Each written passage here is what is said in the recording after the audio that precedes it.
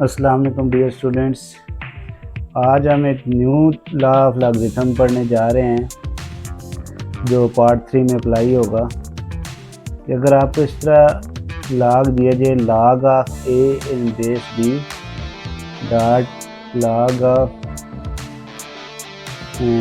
Of यहाँ पे सी इन base B कर दें।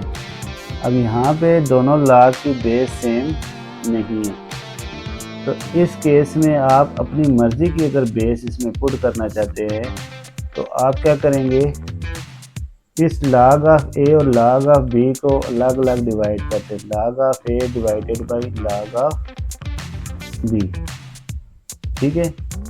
इस बेस पे आप यहाँ पे कोई अपनी मर्ज़ी से बेस ई लगा दें, ठीक है। Dot log of C divided by, अब यहाँ बी है, log ऑफ बी कर दें और यहाँ पे भी बेस ई कर देंगे। तो इससे फ़ायदा क्या होगा कि पहले यहाँ पे बेस सेम नहीं थी तो हम मज़ीद इसे सॉल्व नहीं कर सकते थे। इस बेस के ये वाला रूल लगाने से क्या होगा कि इनकी जो बेस है वो सेम हो जाएगी तमाम log की। उसके बाद हम इनमें मज़ीद कटिंग कर सकते हैं और एवेलुएट करके मज़ीद सॉल्व सिंप्लीफाई फॉर्म में लिख सकते हैं। तो हमारे पास अब ये क्वेश्चन है जी, पार्ट 3 है, एक्सरसाइज 2.4 का क्वेश्चन नंबर 2 का पार्ट 3 है जी। और उस क्वेश्चन की वैल्यू है जी log ऑफ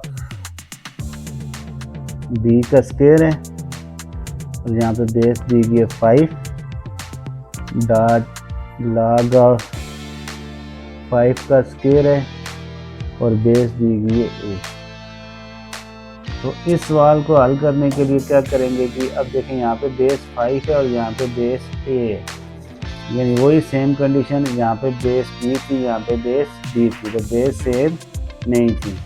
तो हमने एक न्यू बेस इंट्रोड्यूस कर दी log ऑफ ई की। अच्छा, अगर आप बेस 10 लिखना चाहें तो बेस 10 में क्या होगा, तो यहाँ पे मैं बेस 10 लिख दूँ, यहाँ पे अगर बेस 10 लिख दूँ तो बेस 10 लिखने की ज़रूरत नहीं होती, log of A over log of B हो जाएगा dot log of C over log of D. तो अगर इस तरह लिखेंगे तो उसमें फिर बेस लिखने की ज़रूरत नहीं होगी। ये अंडरस्टूड बात है कि अगर जिस log की कोई बेस नहीं लिखी हुई तो वहाँ पे बेस 10 है, ठीक है। अब यहाँ पे हम देखें log ऑफ बी स्क्वायर ऐसे रहेगा, जो 5 है ये नीचे ले दें log ऑफ 5 और न्यू बेस हम कौन सी इंट्रोड्यूस कर दी, यहाँ पे कोई बेस नहीं लिख रहे, बेस 10 ले ली, ठीक है। यहाँ पे भी इसी तरह log 5 की पावर 2 कर दें ओवर log ऑफ ए। अब यहाँ पे पहले बेस ए थी, यहाँ पे बेस 5 थी, इस log की भी बेस 10 हो गई है, इस log की भी बेस 10, इन दोनों logs की भी बेस 10 हो गई है, ठीक है। तो अब तमाम logs की बेस सेम हो गई है। आगे हम रूल्स अप्लाई करते हैं। यहाँ पे देखें log b की पावर 2 है, तो रूल जो पावर रूल लगाएं, log of x in power d है तो d को आप शुरू में ला सकते हैं, d log ऑफ x लिख सकते हैं। यहाँ पे बेस a दी गई है, इधर बेस कोई नहीं है तो बेस 10 है, तो इसे पावर शुरू में ले आए तो 2 log of b over log 5 ऐसे लिखा रहेगा।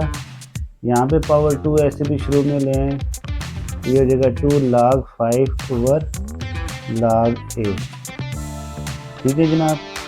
अब log 5 से कट जाएगा डिवाइड में, 2 को 2 से मल्टीप्लाई करें आ जाएगा 2 to the 4, ठीक है। और log ऑफ b रह जाएगा और नीचे log ऑफ a रह जाएगा। जैसे हमने वहाँ पे कहा कि बेस सेम ना हो, तो अब यहाँ पे देखें बेस दोनों की बेस 10 है, इसकी भी बेस 10 है, ठीक है। तो अभी हमने कहा था कि अगर log a और b को न्यू बेस बनानी हो तो उसकी जगह हम लिख सकते हैं log of a divided by log of b और न्यू बेस हम c इंट्रोड्यूस कर सकते हैं। तो इसी का कन्वर्स भी पॉसिबल है कि अगर बेस दोनों की सेम हो और डिवाइड हो रहे हैं दो log, तो ये बेस ख़त्म कर देंगे, ऊपर वाली जो log की वैल्यू है वो log ऑफ a रहेगा जो नीचे वाली वैल्यू है वो log की वो बेस बन जाएगी। तो यहाँ पे 4 log of b in base a हो जाएगा। log of b in base a, यानी ये जो 10 बेस ख़त्म हो जाएगी दोनों में से, दोनों log डिवाइड हो रहे थे log log, इसे हमने ले लिया log of b in base a। ठीक है, यानी इस रूल से जब न्यू बेस अगर इंट्रोड्यूस कर सकते हैं तो न्यू बेस को हम ख़त्म भी कर सकते हैं। और ये जो 4 पावर कोफिशिएंट में है इसको हम पावर में ले जाते हैं, log of b in base a और b की पावर होगी 4। ये हमारे पास सिंगल फॉर्म ऑफ लॉगरिथम आ गई। यहाँ पे अब कितनी कम्प्लेक्स फॉर्म दी गई थी कि 2 log दिए गए थे और उनकी बेस भी डिफरेंट दी गई थी, फिर साथ पावर भी इन्वॉल्व थी।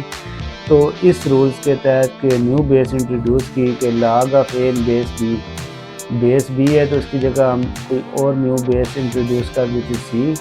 यहाँ पर हमने कौन सी बेस इंट्रोड्यूस की थी, बेस 10 लिखने की ज़रूरत नहीं होती। ठीक है, बेस 10 लिखने की ज़रूरत नहीं होती। तो यहाँ पे भी इसमें हमने न्यू बेस 10 बना के log of b square over 5 कर दिए। इससे क्या हुआ कि जब बेस सेम थी ना तो फिर log 5 से कट गया। अगर बेस यहाँ पे a रहती पिछली वाली और दूसरी बेस 5 रहती तो फिर यहाँ पे कटिंग पॉसिबल नहीं थी।